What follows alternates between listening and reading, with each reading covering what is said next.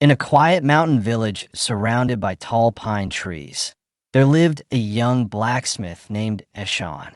His small workshop stood at the edge of the town, where the sound of his hammer striking metal echoed through the valley. People respected him for his skill, but few knew about the fire that burned inside him. A dream to create a sword so strong and perfect that would be remembered for generations. Every morning, before the sun rose, Eshan lit his furnace and began working. The heat was unbearable, the smoke thick, and the hammer heavy, but he didn't care. He dreamed of the day his masterpiece would be complete, the day he would finally prove to himself that he was more than just another village blacksmith. For the first few days, his energy was unstoppable. He worked tirelessly, his passion burning brighter than the flames in his forge. But slowly, fatigue began to creep in. His hands ached, his back hurt, and his eyes stung from the smoke.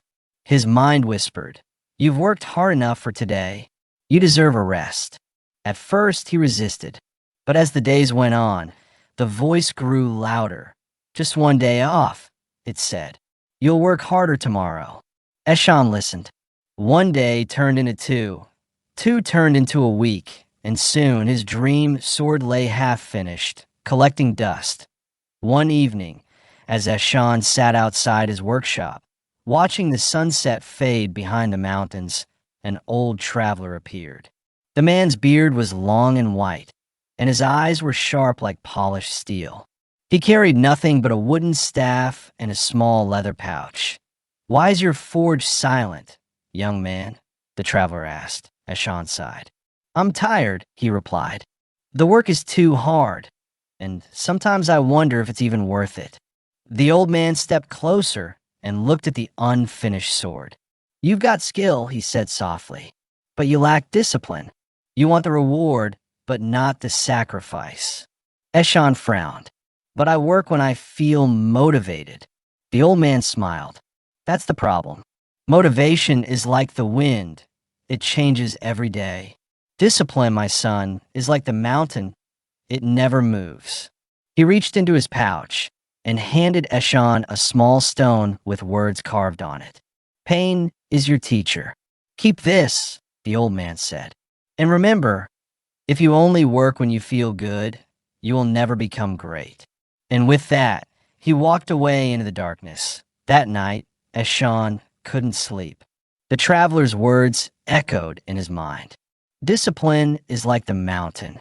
He realized that he had been waiting for energy, for inspiration, for the right mood. But greatness, he thought, doesn't wait for perfect feelings. The next morning, he made a decision. From today, I will work whether I feel like it or not. At dawn, he lit his furnace again.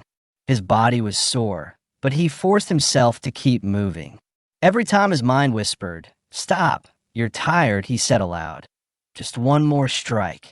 And with each swing of his hammer, his strength returned, not to his body, but to his spirit. Days turned into weeks.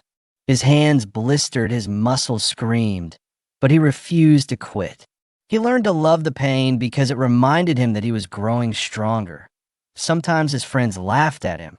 "Eshan, why torture yourself?" they said, but he only smiled. "Because I made a promise to myself," he replied, "and I'm not breaking it." He began to understand a deep truth. Discipline isn't punishment, it's self-respect. When he worked, he wasn't just shaping metal. He was shaping himself. One stormy night, the winds howled through the valley, shaking the wooden beams of his shop. Rain poured down, and thunder rolled across the sky. The forge fire was dying, and water dripped through the roof. Any other day, Eshan would have gone to bed. But that night, he remembered the old man's words. He tied his apron tighter, threw more coal into the fire, and swung his hammer harder than ever before.